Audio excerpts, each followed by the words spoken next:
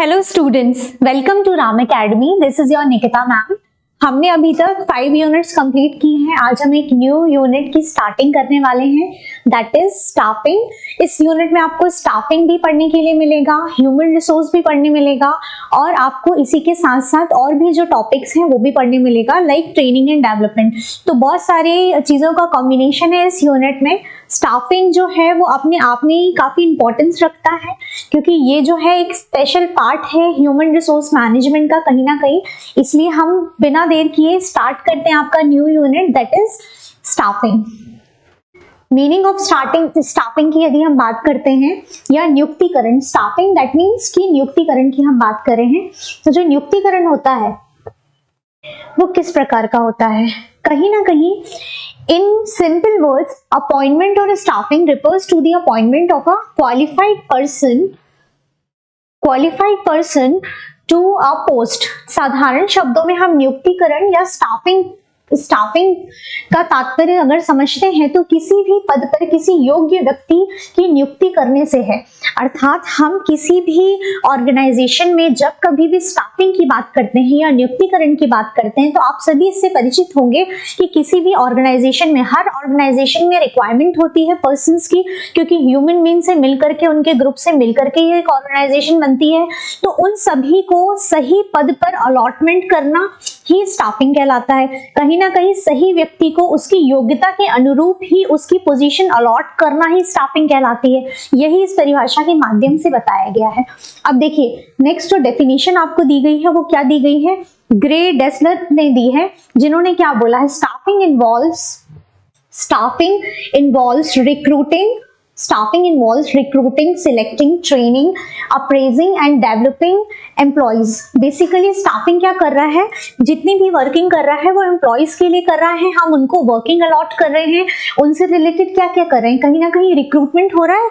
Like आप सभी का भी एग्जाम है पटवारी का, तो पटवारी की परीक्षा के लिए रिक्रूटमेंट हो रहा है ना, जरूरत है, आवश्यकता है लोगों की, वहां पर उस पद के लिए वैकेंसी है, इसीलिए तो आप सभी का रिक्रूटमेंट आया है। आप सभी का क्वालिफिकेशन भी होता है कुछ ना कुछ, कि ये इतना क्वालिफिकेशन रिक्वायर्ड है। तो वो सारी चीजों को, योग्य पर्सन को एग्जाम इसीलिए तो देना होता है ना, ताकि हमारी योग्यता का परिचय मिल पाए।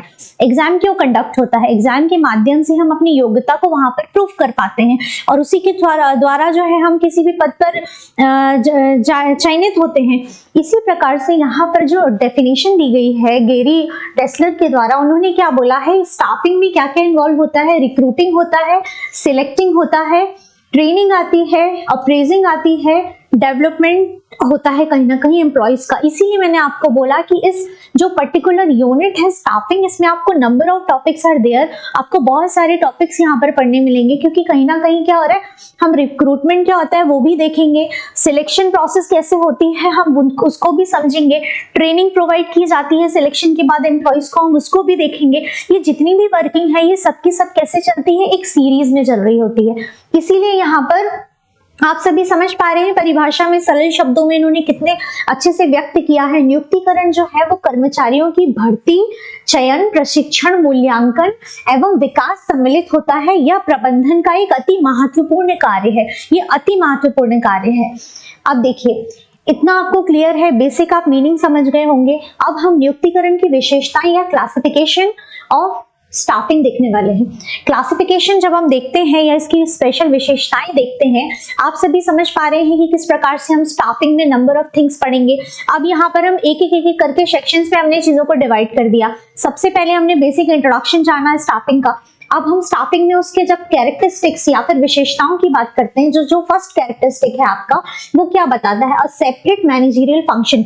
कहीं ना कहीं ऑर्गेनाइजेशन में क्या होते हैं? Different functions are there. Managerial functions होते हैं, ऑपरेशंस होते हैं, बहुत सारे फंक्शंस हमने पढ़े थे ना अन्य यूनिट में। तो यहाँ पर हम ये देखते हैं कि जो मैनेजरियल फंक्शन होता है, स्पेसिफिकली क्या होता है? मैनेजरियल या फिर प्रबंधकीय जो कार्य होता है उसमें इंक्लूडेड होता है स्टाफिंग, क्योंकि स्टाफिंग जो है वो ह्यूमन रिसोर्स, जैसे कि मैंने आपको बताया, ह्यूमन रिसोर्स डिपार्टमेंट के थ्रू हो रही है, तो वो पर्टिकुलरली ह्यूमन बीइंग पर फोकस्ड होकर हो रही है। इसलिए ये जो वर्किंग आएगी ह्यूमन रिसोर्स मैनेजमेंट, वो किसके अंदर आएगी? वो आएगी मैनेजरियल फंक्शन के अंदर। इसीलिए आपको ये फर्स्ट पॉइंट क्लियर है। अब हम नेक्स्ट पॉइंट पर आते हैं, नेसेसरी एट ऑल लेवल्स, सभी स्तरों पर आवश्यक है। क्या ऐसा होता है कि एक स्तर पर आवश्यक है या अन्य स्तर पर नहीं? ऐसा बिल्कुल भी नहीं होता। सभी स्तरों पर या ऑल लेवल्स में इसलिए रिक्वायर्ड है क्योंकि टॉप लेवल हो, मिडिल लेवल हो, लोअर लेवल हो, 3 लेवल्स आर देयर, हम सभी परिचित हैं इससे। अब इन तीनों लेवल्स में भी तो हमको एम्प्लॉयज चाहिए, वर्कर्स चाहिए काम करने के लिए। तो इन सभी के लिए क्या करना पड़ेगा? हमको स्टाफिंग करनी पड़ेगी, कहीं ना कहीं योग्यता के अनुरूप उनको उनका वर्क अलॉट करना पड़ेगा। जो जिस डिपार्टमेंट के लिए फिट होगा, सुटेबल होगा, IT डिपार्टमेंट के लिए इंजीनियर्स जो होंगे, सॉफ्टवेयर इंजीनियर्स जो होंगे, उनको आप हायर करेंगे। अगर आपको मैनेजमेंट रिगार्डिंग जो अन्य वर्किंग है उनके लिए आपको जो रिक्वायर्ड होगा, सेल्स पर्सन चाहिए तो आप मार्केटिंग जो हेड होगा उसको वो करेंगे, हायर करेंगे। इस प्रकार से बहुत सारे अलग अलग डिपार्टमेंट्स में भी आपको अलग अलग लोगों की आवश्यकता होती है। उन सभी की आप हायरिंग कर रहे हैं तो कहीं ना कहीं आप उनका सिलेक्ट कर रहे हैं। सिलेक्ट किस माध्यम से करेंगे? हम रिक्रूटमेंट करेंगे, उनका चयन करेंगे। तो सभी लेवल में आवश्यक है, ऐसा तो नहीं है कि केवल एक लेवल के लिए हमको लोग चाहिए, हमको तो हर लेवल के लिए पर्सन्स की रिक्वायरमेंट होती है, एम्प्लॉइज की रिक्वायरमेंट होती है, इसलिए it is important for the all levels. A continuous process, क्या ऐसा होता है कि एक बार किसी भी कंपनी ने एम्प्लॉइज को हायर कर लिया उसके बाद कभी भी हायरिंग ही नहीं होगी एम्प्लॉइज की? ऐसा नहीं होता ना। बहुत से एम्प्लॉइज आते हैं, कुछ चले जाते हैं, कुछ न्यू एम्प्लॉइज आते रहते हैं, कुछ का रिटायरमेंट होता है, इसलिए ये एक कंटिन्यूअस प्रोसेस है। आज जो पर्सन आया है कल वो जाएगा, फिर जो न्यू एम्प्लॉइज हैं, जो न्यू अपडेशन है उनके लिए रिक्वायरमेंट है, तो हमेशा वैकेंसीज आती रहती हैं, जैसे कि इस समय आपके लिए आई हुई है आपकी परीक्षा के माध्यम से, इसीलिए इट्स अ कंटिन्यूअस प्रोसेस। ये क्लियर है आपको? Third point. नेक्स्ट पॉइंट क्या बोलता है? ह्यूमन एलिमेंट या मानवीय तत्व। कहीं ना कहीं इसमें ह्यूमन एलिमेंट तो ओरिएंटेड है, क्योंकि जैसे कि हमने देखा कि ये जो वर्किंग है ये ह्यूमन रिसोर्स जो डिपार्टमेंट है उसके माध्यम से हो रही है और ह्यूमन बीइंग का सिलेक्शन हो रहा है।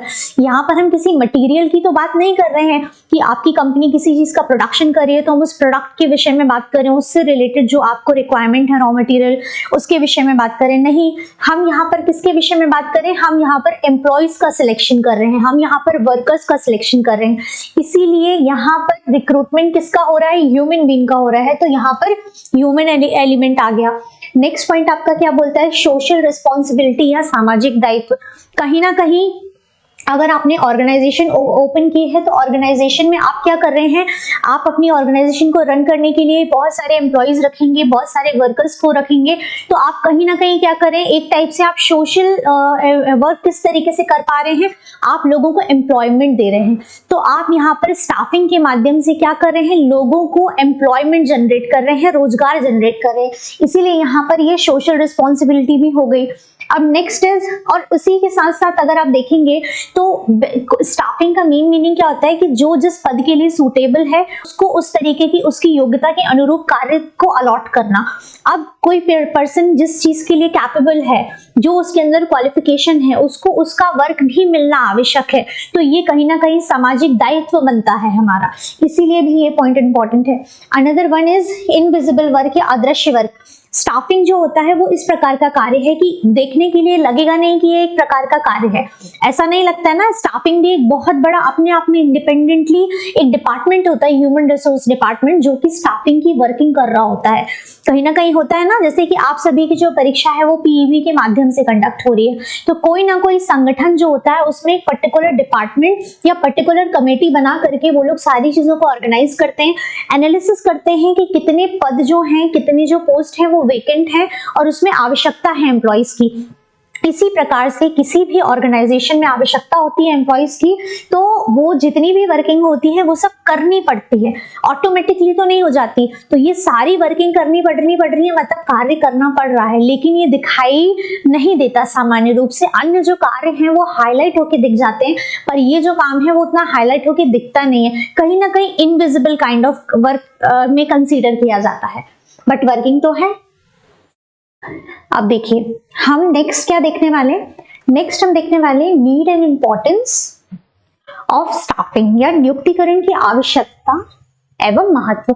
हमने अभी तक ये देखा कि स्टाफिंग होता क्या है या उसकी कैरेक्टरिस्टिक्स क्या होते हैं। अब हम ये देखते हैं कि स्टाफिंग की आवश्यकता ही क्यों पड़ती है, क्यों नीड है इसकी। तो जो आपका फर्स्ट पॉइंट है वो आपको क्या बताता है? अवेलेबिलिटी ऑफ क्वालिफाइड एम्प्लॉइज, ठीक है, योग्य कर्मचारियों की उपलब्धता, जो पर्सन क्वालिफाइड है वो हमको रिक्वायर्ड है, क्योंकि हमारी जो वर्किंग है उसमें स्पेशल टेक्निकल एक्सपर्ट अगर हमको चाहिए, इस पर्टिकुलर टेक्नोलॉजी में वर्क कराना है अगर हमारी ऑर्गेनाइजेशन में, तो उसके लिए जो क्वालिफाइड पर्सन है जिसने उस चीज की स्टडी की है या उसका एक्सपीरियंस गेन किया है, हम उसको चूज करेंगे। इसीलिए यहाँ पर कहीं ना कहीं जरूरत क्यों पड़ रही है, पर्टिकुलर डिपार्टमेंट के लिए जो आवश्यक है उस व्यक्ति का चुनाव करना, उस प्रकार के एम्प्लॉइज का चुनाव करना। तो अवेलेबिलिटी, कहीं ना कहीं हमारे पास योग्य कर्मचारियों की उपलब्धता होनी चाहिए, क्योंकि हमको योग्य कर्मचारी ही चाहिए अपनी ऑर्गेनाइजेशन के लिए। ऑर्गेनाइजेशन ग्रोथ कैसे करेगी, ऑर्गेनाइजेशन की ग्रोथ में यहाँ पर इन्वॉल्व कौन है, ह्यूमन बीइंग इन्वॉल्व है ना, यहाँ पर मानव संसाधन है, लोग ही तो काम करते हैं ऑर्गेनाइजेशन को ग्रो करने के लिए, आगे बढ़ाने के लिए। तो यहाँ पर ह्यूमन का सिलेक्शन कितना चूज करके किया जाएगा, कितना सिलेक्शन की प्रोसेस जो होगी वो कितनी अच्छी होगी कहीं ना कहीं, इसीलिए कितना एक एक स्टेप करके जो है एग्जामिनेशन किया जाता है, जो अच्छे बहुत सारे जो अन्य एग्जाम होते हैं उनमें किस प्रकार से एग्जाम कंडक्ट किया जाएगा, फिर इंटरव्यू होगा, बहुत सारी लंबी प्रोसेस होती है ना, बहुत सारे एग्जामिनेशन में तो 1 2 3 number of steps are there, कितने सारे स्टेप्स होते हैं उसमें, तो कितनी जटिल प्रक्रिया से गुजरना पड़ता है, क्योंकि उतनी योग्यता को कहीं ना कहीं आपको प्रूव करना पड़ता है। ऑर्गेनाइजेशन में आवश्यकता है योग्य एम्प्लॉइज की, इसीलिए क्या कर रहे हैं आप, यहाँ पर एम्प्लॉइज को स्टाफिंग कर रहे हैं। ठीक है, नेक्स्ट पॉइंट आपका बताता है optimum utilization of man power, या फिर मानव शक्ति का अनुकूलतम उपयोग। यहाँ पर हम बेस्ट रिसोर्स को ही चूज कर रहे हैं, ह्यूमन एलिमेंट जो है वो भी एज अ रिसोर्स ही हम कंसीडर करें, क्योंकि ह्यूमन बीइंग के थ्रू हमको क्या करानी है, वर्किंग करानी है। अब हम बेस्ट और बेस्ट यूटिलाइज कर सके, अगर पर्सन एक्चुअल क्वालिफाइड होगा, उसको अनुभव होगा या तो उसने अध्ययन किया होगा, तो उस क्षेत्र में बहुत अधिक उसको ट्रेनिंग देने की आवश्यकता नहीं होगी, या ट्रेनिंग भी देनी पड़ी तो उसको उतनी लॉन्ग टर्म के लिए ट्रेनिंग नहीं देनी पड़ेगी, वो चीजों को जल्दी अडॉप्ट कर लेगा और वर्किंग डिले नहीं होगी हमारी। इसीलिए क्या की जाती है, स्टाफिंग की जाती है, कहीं ना कहीं बेस्ट यूटिलाइज कर सके हम जो ह्यूमन रिसोर्स है उसका या मैन पावर का। Suitable person for a particular job, ये चीज मैंने आपको पहले भी बताई कि कार्य विशेष पर उपयुक्त व्यक्ति, जिस कार्य के लिए जो व्यक्ति बना है, जिस पर्सन ने उस चीज का एक्सपीरियंस गेन किया है या उस पर्टिकुलर फील्ड से रिलेटेड उसको नॉलेज है या उसने स्टडी किया है, जो भी उसका बैकग्राउंड रहा है, लेकिन वो उस पर्टिकुलर पोस्ट के लिए सूटेबल है, तो उसको वो कार्य जब दिया जाएगा तो उस कार्य को बेहतर रूप से कर पाएगा, अच्छे तरीके से कर पाएगा। इसीलिए कहीं ना कहीं सूटेबल पर्सन के चयन के लिए भी हम क्या करते हैं, स्टाफिंग की प्रक्रिया करते हैं। अब देखिए नेक्स्ट पॉइंट क्या बोलता है, डेवलपमेंट ऑफ ऑर्गेनाइजेशन या फिर संगठन का विकास। इसके माध्यम से क्या होगा, ऑर्गेनाइजेशन की ग्रोथ होगी, ऑर्गेनाइजेशन का डेवलपमेंट होगा, क्योंकि जो एम्प्लॉइज का चयन किया गया है वो एक प्रॉपर प्रक्रिया के माध्यम, जो सूटेबल पर्सन है उसकी स्टाफिंग की है, तो कहीं ना कहीं ये ऑर्गेनाइजेशन के बेनिफिट के लिए हो रहा है, ऑर्गेनाइजेशन के डेवलपमेंट के लिए हो रहा है। अब हम नेक्स्ट पॉइंट देखते हैं क्या लिखा है, possibility of the use of a new technology, नवीन तकनीकों का उपयोग संभव हो पाता है। कहीं ना कहीं न्यू टेक्नोलॉजी जो आई है, जैसे कि मैंने आपको बताया कि पर्टिकुलर कोई टेक्नोलॉजी है, उसके लिए हम क्या करेंगे, उस सॉफ्टवेयर इंजीनियर को हायर करेंगे। अगर कोई न्यू अपडेशन आया है, न्यू टेक्नोलॉजी आई है, जो ऑलरेडी आपकी कंपनी में एम्प्लॉइज हैं उनको वो चीजें नहीं आती, तो फिर वैकेंसी आई, फिर वो पोस्ट मिली, वो पद जनरेट हुआ, तो उसके लिए क्या हो गई, हायरिंग होगी, फिर वो वैकेंसी निकलेगी, तो फिर आप क्या करेंगे, स्टाफिंग करेंगे, कहीं ना कहीं उस पर्सन को चूज करेंगे जो उसके लिए बेस्ट क्वालिफाइड होगा, जिसको उस टेक्नोलॉजी के बारे में नॉलेज होगा, जो उस पर्टिकुलर टेक्नोलॉजी में कंफर्टेबली वर्क कर पाएगा। इसीलिए कहीं ना कहीं जो नवीन टेक्नोलॉजी आती है उसके साथ भी तालमेल बिठाने के लिए या उसका उपयोग करने के लिए हम क्या करते हैं, स्टाफिंग करते हैं। अब जो नेक्स्ट पॉइंट है वो क्या बोलता है, सप्लाई ऑफ स्किल्ड मैनेजर्स या कुशल प्रबंधकों का आपूर्ति करना। यहाँ पर skilled manager, supply of skilled manager से क्या तात्पर्य, जब स्टाफिंग होती है तो कहीं ना कहीं हम स्किल्ड पर्सन को चूज करते हैं। यहाँ पर हम मैनेजर्स का भी सिलेक्शन हो रहा है, एम्प्लॉइज का भी हो रहा है, वर्कर का भी हो रहा है। ऐसा तो नहीं है ना कि केवल एक लेवल पे हो रहा है, यही पॉइंट हमने कैरेक्टरिस्टिक्स में देखा था कि हर लेवल में इंपॉर्टेंट है कहीं ना कहीं स्टाफिंग। तो यहाँ पर मैनेजर, जो स्किल्ड मैनेजर है, उसका भी सिलेक्शन हो रहा है स्टाफिंग के माध्यम से, जो ऑर्गेनाइजेशन के बेटरमेंट के लिए होगा। तो ये पॉइंट भी आपका क्लियर है। नेक्स्ट पॉइंट आपको क्या बोलता है, increase in the moral of the employees, कर्मचारी का मनोबल में वृद्धि। अब जब स्टाफिंग होती है तो क्या होता है, कर्मचारी के मनोबल में वृद्धि क्यों होगी, क्योंकि वो उस पर्टिकुलर चीज को जिसमें उसका ज्वाइनिंग हुआ है, जब आपने स्टाफिंग की है तब आपकी पर्सन को आपने वो वर्क अलॉट किया है जिसके लिए वो सूटेबल है, या तो उसको उस चीज का अनुभव है, तो वो कॉन्फिडेंस भी होगा, कहीं ना कहीं उसके अंदर का आत्मविश्वास जो है वो बहुत प्रबल होगा। तो जब वो कॉन्फिडेंस होगा तो उसका मोराल कैसा होगा, उसका मोराल भी हाई होगा। लो मोराल से वो वर्क नहीं करेगा क्योंकि वो सूटेबल है उस वर्किंग के लिए पर्टिकुलरली, इसीलिए वो कॉन्फिडेंट भी दिखाई देगा। तो कहीं ना कहीं इंक्रीज होता है एम्प्लॉयज का मोराल। गुड इंडस्ट्रियल रिलेशन या फिर मधुर औद्योगिक संबंध के लिए, अब देखिए अगर आप स्टाफिंग करते हैं, आप अच्छे से अच्छे एम्प्लॉयज को हायर करते हैं, तो आपकी इंडस्ट्री, आपकी जो ऑर्गेनाइजेशन है वो ग्रो करेगी। और अगर आपकी ऑर्गेनाइजेशन ग्रो करेगी तो किस तरीके के आपके रिलेशन मेंटेन होंगे, एक अच्छे और मधुर संबंध स्थापित कर पाएंगे आप। अन्य जो बिजनेस हैं, जो अन्य इंडस्ट्रीज हैं, उनके साथ भी कहीं ना कहीं रिलेशन जो है वो मेंटेन कर पाएंगे। देखिए इट्स ऑल अबाउट कि आप अपनी खुद की इमेज को किस तरीके से बिल्ड करते हैं। एज एन ऑर्गेनाइजेशन अगर आप कंसीडर करते हैं तो ऑर्गेनाइजेशन भी अपनी इमेज को किस तरीके से रिप्रेजेंट करती है, किस तरीके से बिल्ड करती है। कहीं ना कहीं आप देखेंगे कुछ कुछ जो ऑर्गेनाइजेशंस होती हैं, लाइक अगर आप एग्जांपल ही ले लें एप्पल का या गूगल का, तो वो क्या करते हैं, जो एम्प्लॉयज हायर करते हैं उनकी हायरिंग प्रोसेस जो होती है वो बोलते हैं कि इतना ईजी नहीं उन कंपनीज में जॉब लगना। लेकिन ईजी क्यों नहीं है, क्योंकि उनको उस क्वालिफिकेशन, इतने स्किल्ड पर्सन रिक्वायर्ड हैं। तो इतने स्किल्ड पर्सन जब वो ऑलरेडी हैं, इतना कुछ उन्होंने एक्सपीरियंस लिया हुआ है या इतनी अच्छी स्टडी की है, तब जाकर के वो उस कंपनी में हायर हो पाते हैं, तब जाकर के उस कंपनी में उनको जॉब मिलती है। और जब वहां पर वो जॉब करते हैं तो और ज्यादा स्किल्ड उनको ट्रेनिंग प्रोवाइड की जाती है, तो वो और स्किल्ड होंगे तो उनकी कंपनी और बेटर वर्क कर पाएगी। इसीलिए वो अपनी ब्रांड वैल्यू को मेंटेन करके रख पाते हैं हमेशा। आप समझ पाए इस उदाहरण के माध्यम से किस प्रकार कितना महत्व रखता है प्रॉपर और सही व्यक्ति का चुनाव करना उस पद के लिए।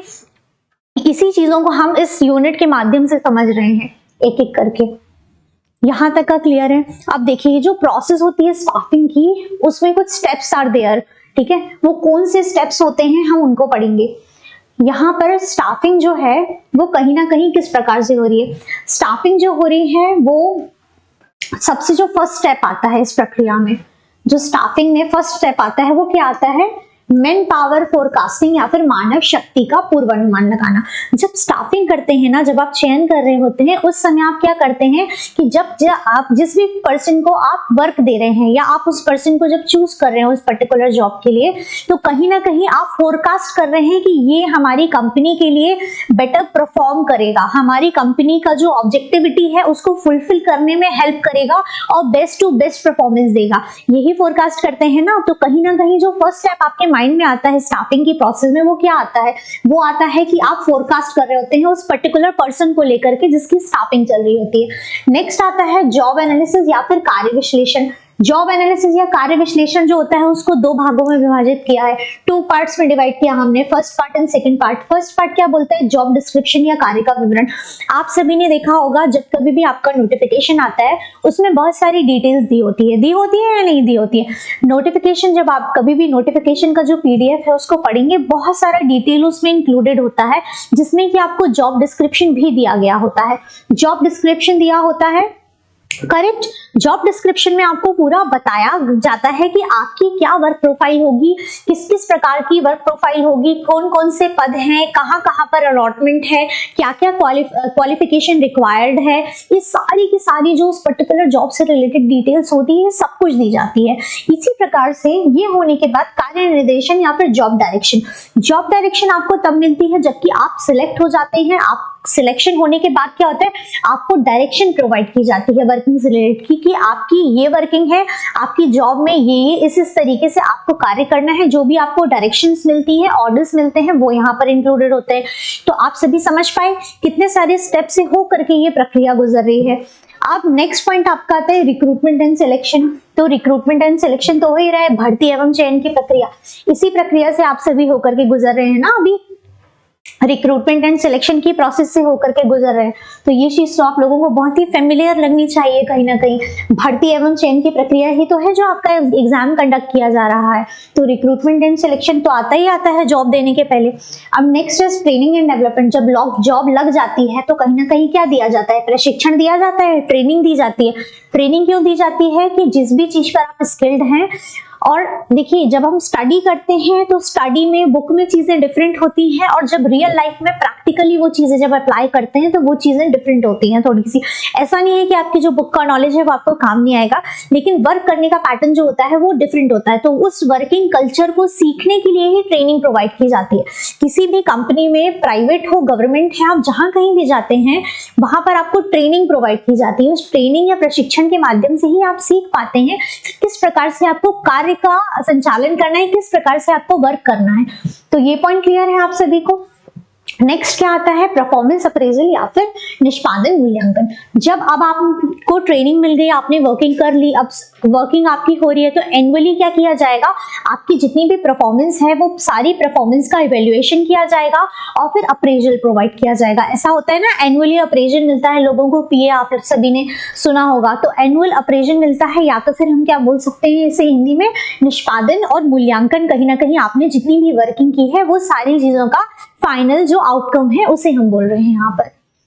ये क्लियर है आप सभी को। तो आप समझ पाए। देखिए आपकी ज्वाइनिंग का स्टार्टिंग जो पॉइंट है, जहां से आपके माइंड में ये चीज आ रही है कि आप चीजों को फोरकास्ट कर रहे हो किसी पर्टिकुलर इंडिविजुअल को, उसके बाद आप डिस्क्रिप्शन से लेके डायरेक्शन देना, उनका फाइनल सिलेक्शन होना, ट्रेनिंग देना, और फाइनली सारी वर्किंग के बाद उनको अप्रेजल देना, ये सारी की सारी चीजें स्टाफिंग में आ रही है। सिर्फ इस चीज को इतना छोटा दायरा नहीं है कि केवल हम ये बोल सकते हैं कि सिलेक्शन प्रोसेस है तो किसी भी पर्सन को हमने सिलेक्ट कर लिया, उसको सिलेक्ट भी करना है ना, तो एक प्रॉपर प्रोसीजर के थ्रू सिलेक्ट किया जाता है। एक एक स्टेप आते हैं। अभी आप समझ पाए किस प्रकार से जो स्टाफिंग है उसमें कितनी सारी प्रोसेस से होकर के हम गुजर रहे हैं। अब हम इसी के आगे टॉपिक पढ़ने वाले हैं। इसी के अंदर जो आता है ह्यूमन रिसोर्स मैनेजमेंट। बेसिकली जो स्टाफिंग है ना वो ह्यूमन रिसोर्स डिपार्टमेंट के अंदर ही आता है, ह्यूमन रिसोर्स मैनेजमेंट के अंदर ही आता है। तो इंडिपेंडेंटली हम इसको भी समझते हैं कि बेसिकली होता क्या है।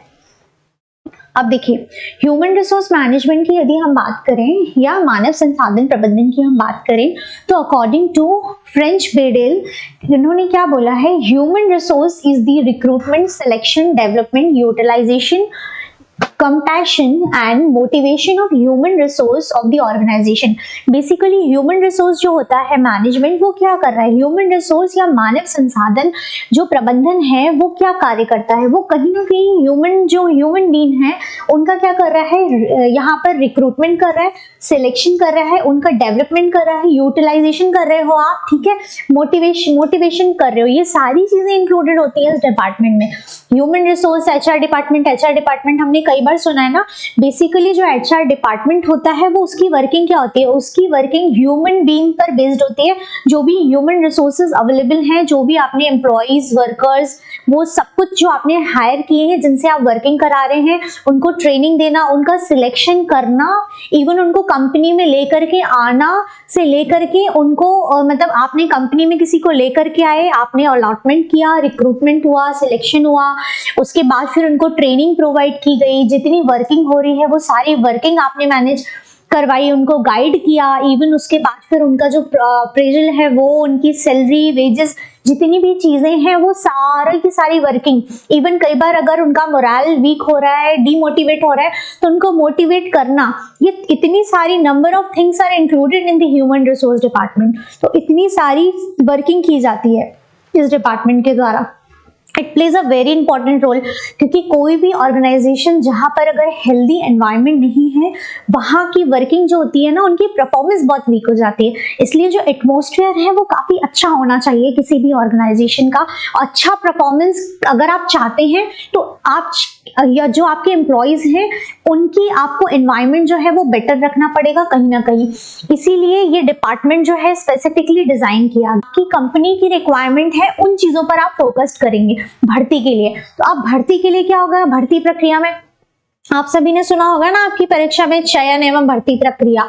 तो चयन इज सिलेक्शन एंड भर्ती इज रिक्रूटमेंट। कहीं ना कहीं भर्ती प्रक्रिया में क्या हो रहा है, अब एंटर करने के लिए आपको जो चीजें रिक्वायर्ड है आप उन पर फोकस कर रहे हो, ठीक है। तो यहाँ पर एक उपक्रम में मानव शक्ति आवश्यकताओं का अनुमान लगाने के उपरांत जब हमने उनकी शक्तियों का अनुमान लगा लिया है, ठीक है, तो अब उसके बाद हम क्या करेंगे, उसके उपरांत भर्ती की प्रक्रिया प्रारंभ कर देंगे। भर्ती संगठन में विभिन्न पदों के लिए डिफरेंट जो पोस्ट होती है उनके लिए की जाती है। प्रभाव के लिए भावी जो कर्मचारी हैं उनकी खोज करना तथा उन्हें आवेदन पत्र एप्लीकेशन भेजने के लिए होता है। एप्लीकेशन भेजते हैं ना, आप सभी फॉर्म फिल करते हैं।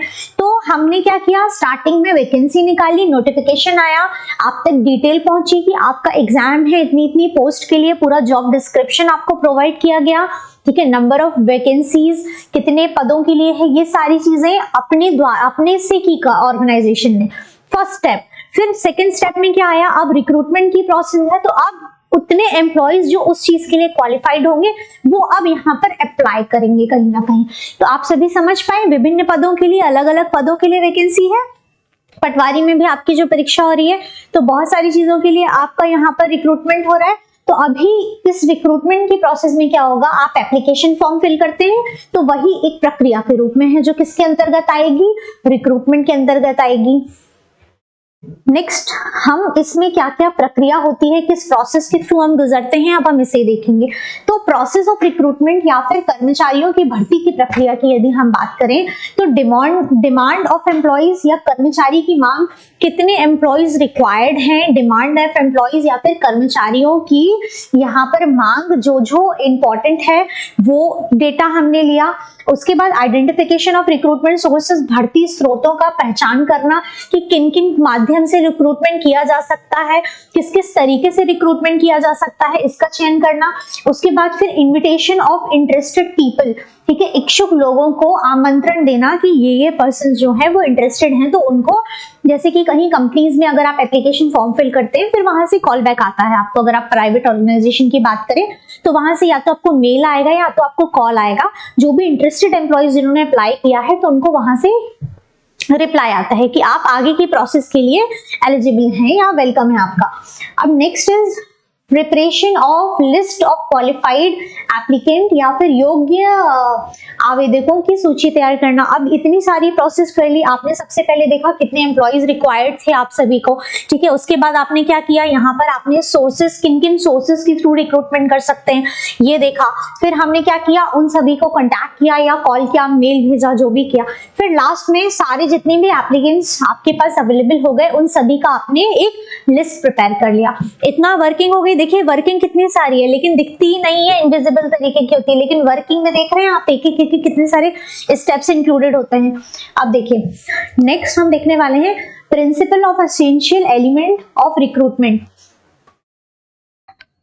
नेक्स्ट इज, ठीक है, भर्ती के सिद्धांत या आवश्यक तत्वों की यदि हम बात करें तो जो फर्स्ट पॉइंट आपका बोलता है वो क्या बोलता है, रिक्रूटमेंट एज पर, ठीक है, या आवश्यकता अनुसार भर्ती, ठीक है, आवश्यकता अनुसार भर्ती। बिना आवश्यकता के तो भर्ती हो ही नहीं रही होगी। तो यहाँ पर पहला प्रिंसिपल क्या बोलेगा, आवश्यकता है तभी भर्ती हो रही है, तो आवश्यकता के अनुरूप भर्ती की, ये पदों के लिए रिक्वायर्ड है, इस स्थान पर जरूरत है एम्प्लॉयज की या एम्प्लॉयर्स की, वर्कर्स की, तो उसके लिए क्या निकली है, भर्ती निकली है। तो जो फर्स्ट एलिमेंट आ गया आपका वो क्या आ गया, आवश्यकता अनुसार भर्ती।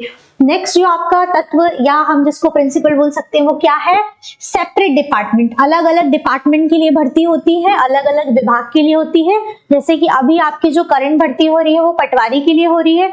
इसके पहले अगर लेबर इंस्पेक्टर के लिए हुई थी, PEB number of exams conduct करता है, बहुत सारे एग्जामिनेशन होते हैं, अलग अलग डिपार्टमेंट के लिए एग्जामिनेशन होते हैं। अगर स्टेट पीसीएस की भी बात करें, यूपीएससी की भी बात करें, तो यूपीएससी एमपीपीएससी भी क्या करता है, अलग अलग डिपार्टमेंट्स के लिए वर्किंग निकालता है। क्या एमपीपीएससी केवल आपका एडमिनिस्ट्रेटिव सर्विसेज केवल इन्हीं के लिए वैकेंसी निकालता है, नहीं, असिस्टेंट प्रोफेसर के लिए भी वैकेंसी आती है, फॉरेस्ट डिपार्टमेंट के लिए भी वैकेंसी आती है, अलग अलग डिपार्टमेंट्स के लिए एग्जाम कंडक्ट होता है। वैसे ही ऑर्गेनाइजेशन में भी number of departments are there, जो हम पहले की यूनिट्स में पढ़ चुके हैं। उन सभी अलग अलग डिपार्टमेंट्स के लिए यहाँ पर क्या निकली है, भर्ती निकली है। तो सेपरेट डिपार्टमेंट के लिए होगा रिक्वायरमेंट बाय क्वालिफाइड, योग्य अधिकारी द्वारा भर्ती, ठीक है, रिक्रूटमेंट बाय क्वालिफाइड या फिर योग्य अधिकारी द्वारा भर्ती।